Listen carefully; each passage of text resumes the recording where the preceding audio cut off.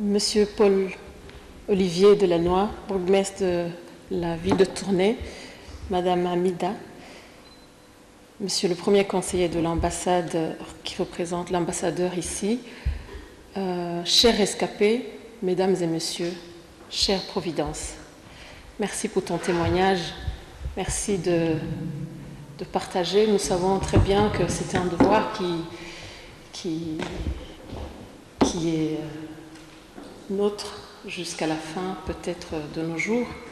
La tragédie d'avril 1994 ne peut se raconter simplement, ne peut pas se raconter que par narration, par écriture, par témoignage.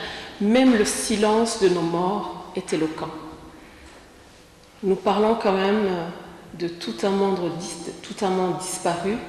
Tout à l'heure, pendant le témoignage de Providence, c'est parfois on n'arrive pas à faire comprendre que s'il y a un survivant qui témoigne, il y a des familles entières où il n'est resté personne, ni frère, ni sœur, ni père, ni mère, ni oncle, ni tante, une colline complètement anéantie. C'est de ce silence-là dont je parle, c'est un silence éloquent et c'est un silence qui nous invite à témoigner, à partager, parce que c'était des personnes qui vivaient et ils ne furent plus anéantis par machette, par gourdin, jetés dans des cours d'eau, dans des latrines, assassinés même dans le sein de leur mère. Nous ne manquons pas de témoignages de femmes Hutus portant un bébé Tutsi, puisque vous êtes Tutsi par votre père ou Hutu par votre père, et ce bébé doit être absolument être exterminé. Il y a 25 ans donc, au Rwanda, ce génocide fut un génocide de trop, si je peux ainsi le dire, puisque c'est l'un des génocides médiatisés. On voit à la télé, les gens qui sont à l'étranger, quelques amis par exemple en Belgique, nous disent qu'ils ont vu quelques images qui montraient voilà, le génocide chez eux. L'évacuation des ressortissants étrangers qui partent et qui laissent libre cours au massacre. Et c'est l'un des génocides médiatisés et qui, malheureusement, était le seul qui pouvait être évité puisque tout se savait, tout se tramait depuis longtemps. Et comme Providence le dit, qu'on ne sait pas se représenter ni se dire aujourd'hui comment est-ce que nous avons vécu dans ce terrorisme. Tout le monde savait, sauf peut-être nous qui y étions. Il y avait cet espoir qui habitait les familles Tutsi, parce que si 94 arrive comme une solution finale à la lumière de la Shoah, les tueries des Tutsis ont commencé très tôt.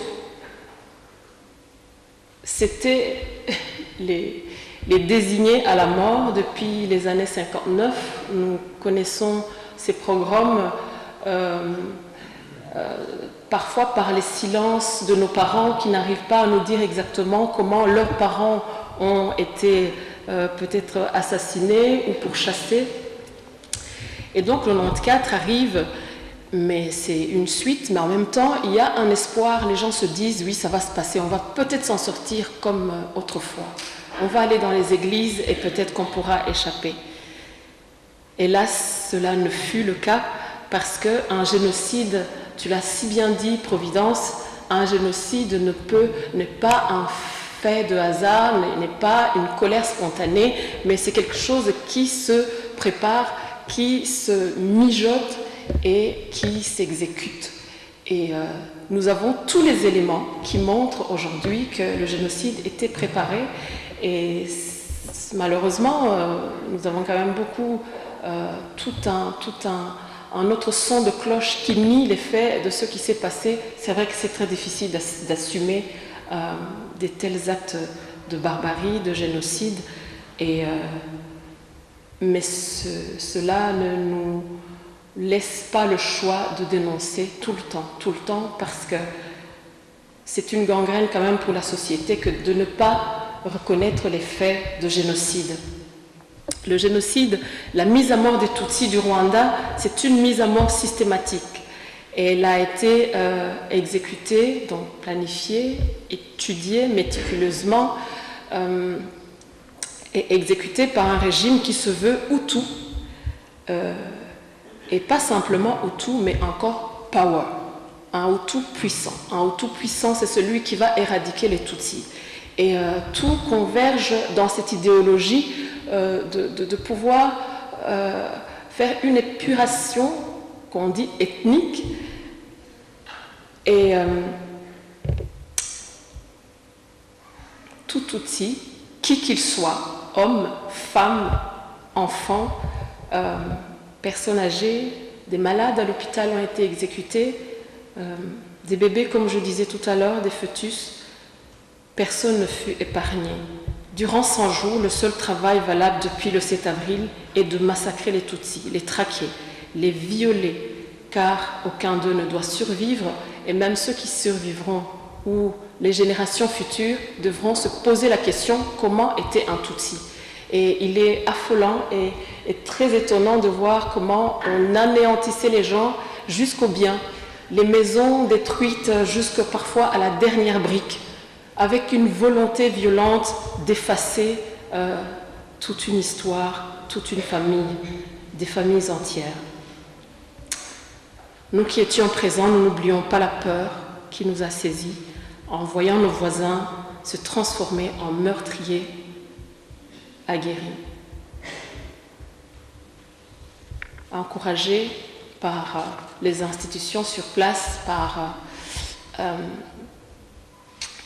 les autorités locales, parce que, encore une fois, s'il faut rappeler les faits, un génocide ne se commet pas par volonté juste d'un village, sinon ça ne se serait pas passé partout dans le pays, mais c'est tout un système qui met tout à contribution pour que cela soit possible. Nous fûmes traqués alors dans tous les lieux. Machette à la main, les miliciens Hutus fouillèrent tous les coins et recoins du pays, assassinant à l'arme blanche tous ceux qui étaient marqués Tutsis. Nos familles furent tuées sur les collines, dans les marais, dans les écoles. Les lieux sacrés tels que les églises ne furent pas des refuges comme ça l'était dans le temps, et même parfois les curés eux-mêmes furent des tueurs. C'est des faits, et il est important de le rappeler, parce qu'un génocide, encore une fois, met à contribution tout ce qu'il y a d'autorité dans un pays, parce que l'Église était une autorité, et elle l'est encore aujourd'hui, et ça a été un piège à Tutsis, d'attraper le plus grand nombre dans les édifices, et du coup, on ne va pas se fatiguer à aller courir après sur les collines et dans les villages. Il eut la mort partout où pouvait se cacher un Tutsi, pas une simple mort, mais c'est l'atroce, un supplice. Il faut rappeler encore une fois que les gens n'étaient pas juste assassinés, il fallait anéantir, il fallait écraser le cafard, il fallait faire très mal, il fallait vraiment aller au bout d'une haine qui a cristallisé pendant longtemps. Et c'est important de rappeler comment agissent ce genre de choses, parce que c'est ça qui nous permet aujourd'hui de lutter contre certains éléments que nous pouvons facilement repérer même dans nos sociétés actuelles. Donc pas une simple mort, le viol, plus de 500 000 femmes, filles, jeunes filles Tutsis furent violées et contaminées du VIH, parce que le VIH circule déjà dans la région et ça devient presque une arme, encore une fois, de martyriser et d'écraser le Tutsi. Il y eut quelques-uns qui ont eu la chance d'être fusillés, parce que par endroits, il fallait même payer pour avoir une mort rapide. On se souvient tous combien nous avions si peur de la machette, de cette lame. Et peu, malheureusement, eurent la chance de survivre. Et aujourd'hui, Ibuka, Mémoire et Justice, que je représente ici, est une association qui a pour mission de rappeler ces faits et de se battre inlassablement pour la mémoire et la justice. D'avril à juillet 1994, il y eut 1 million de morts. C'est ce million de morts que nous voulons aujourd'hui rendre hommage, mais aussi ces 10 casques bleus qui furent sauvagement assassinés pour envoyer une réponse forte que personne ne peut s'opposer à ce qui est en cours. Il y eut aussi ces hommes politiques hutus qui ne marchaient pas dans cette idéologie et qui étaient un frein pour ce gouvernement qui se voulait Hutu Power, et ils furent assassinés. Parfois des familles aussi entières. Nous leur rendons hommage et le temps de commémoration, c'est un temps de penser à tout cela, à tous ces détails, à toutes ces petites résistances. Nous voyons ces religieux qui ont amassé les enfants, qui se sont opposés jusqu'à être assassinés. Ici, je pense par exemple à la religieuse Félicité Niyitegeka qui, pendant plusieurs jours à Gisenyi, et n'avait pas arrêté de faire traverser quelques enfants, quelques personnes qui arrivaient au couvent. Et son frère militaire lui envoie une lettre en lui disant d'arrêter et de stopper ce qu'elle est en train de faire parce que, lui dit-il, qu'elle risque d'être assassinée.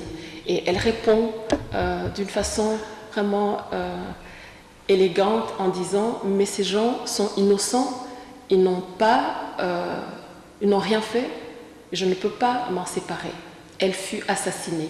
Et donc nous rendons hommage à toutes ces personnes qu'on dit justes au Rwanda qui, avec des petits moyens, se sont positionnés contre les tueries. Ils se sont positionnés pas comme Hutus parce que ils ne considéraient pas que la personne en face qui est en train d'être assassinée est simplement Tutsi, mais ils se sont positionnés comme humains. Et c'est cela qu'il faut rappeler lorsque nous commémorons, c'est que l'humanité a été détruite au Rwanda. Mais nous pouvons quand même avoir espoir qu'il y a eu cette poignée de personnes qui sont une lumière pour une humanité entière, et c'est important de leur rendre hommage. Ils ne furent pas nombreux, malheureusement, il faut aussi le rappeler, ce n'était pas la mode de sauver les Tutsis.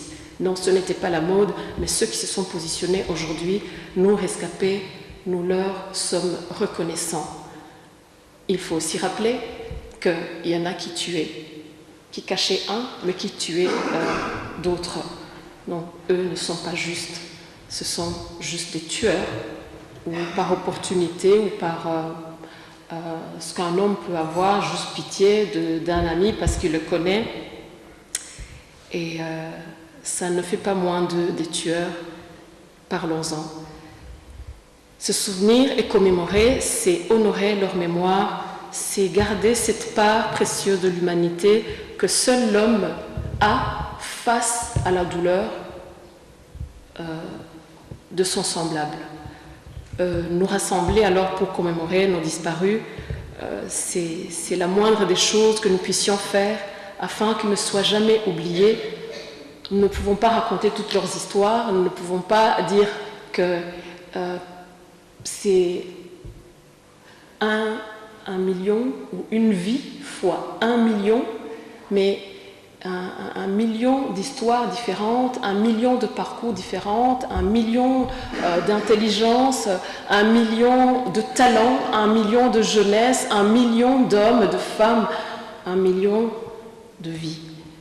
Et pour qu'ils ne soient jamais oubliés, alors nous commémorons et nous parlons autant que possible.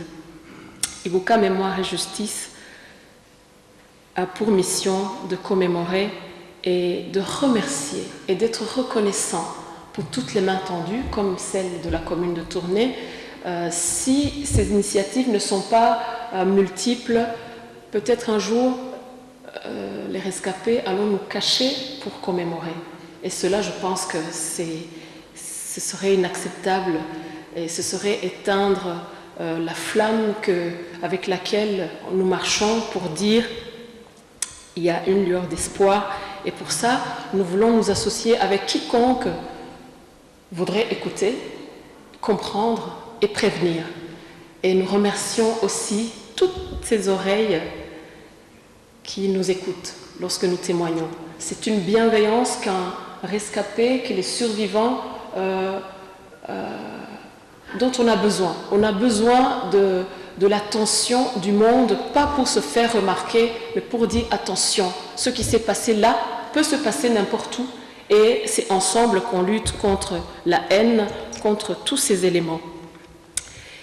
Et ensuite, nous avons donc cette mission de préserver la mémoire et témoigner, comme Providence l'a fait, comme nous le faisons dans les écoles. Ça fait partie de ce devoir de mémoire, mais c'est surtout, et encore, pour que l'histoire soit correctement écrite. Parce que ce n'est pas rare que nous entendons même des gens qui se disent experts sur la région, mais raconter d'une façon tarabiscotée l'histoire du Rwanda. C'est inacceptable. Donc notre témoignage, notre parole, c'est pour dire, voilà, cela fut, ne le dites pas autrement et ne mentez pas, parce que heureusement que les rescapés sont encore là et pouvons encore parler. Nombreux de ceux qui ont perpétré ce génocide se promènent en toute liberté. Et c'est inlassablement que nous demanderons justice. Il y en a qui sont sous mandat d'arrêt, et ce sont des personnes qui sont aisées, qui sont dans des sociétés, qui peuvent être vos collègues, qui peuvent être même une main-d'œuvre assez importante, un électorat potentiel, mais ça ne fait pas moins d'eux des criminels. Et Ibuka Mémoire et Justice, dans ses buts, c'est aussi de rappeler que la justice, toute la justice n'a pas été faite, même si c'est très difficile de rendre justice dans le cadre du génocide. On le reconnaît très bien qu'on ne peut pas ramener ceux qui sont partis, mais on ne peut pas quand même continuer à enfoncer les survivants.